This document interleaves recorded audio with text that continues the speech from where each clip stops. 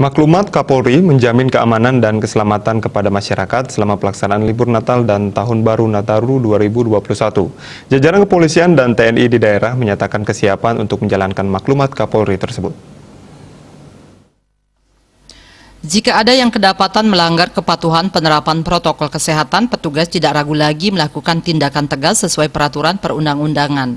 Upaya ini juga dilakukan untuk menekan angka kasus positif COVID-19 di wilayah Kabupaten Tabanan yang sampai saat ini masih status zona merah.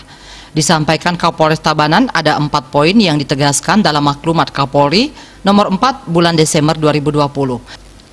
Di antaranya dilarang melaksanakan pawai, arak-arakan, konvoi, serta pesta perayaan malam pergantian tahun. Selain itu dilarang keras melaksanakan perayaan kembang api apalagi petasan. Begitu juga diatur dalam pelaksanaan ibadah tidak boleh dilaksanakan di luar tempat ibadah. Kapolres mengatakan ini salah satu upaya Kapolri menyehatkan masyarakat atau menekan angka penyebaran dan menghindari kerumunan yang berpotensi terjadi di malam pergantian tahun. Bahkan untuk perayaan malam tahun baru menjadi atensi khusus sehingga diharapkan peran aktif masyarakat untuk ikut disiplin dalam penerapan protokol kesehatan dan tidak melakukan hal-hal yang memang dilarang di masa pandemi.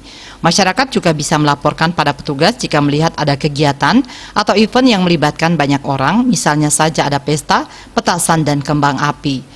Hal senada juga disampaikan Dandim 1619 Tabanan Kolonel Infantri Tony, di mana jajaran TNI siap membackup penuh Polri dalam pengamanan dan monitoring selama libur Nataru tahun ini.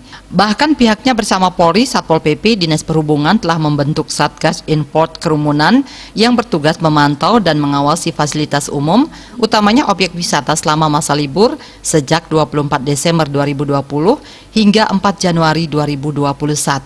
Puspawati, Bali.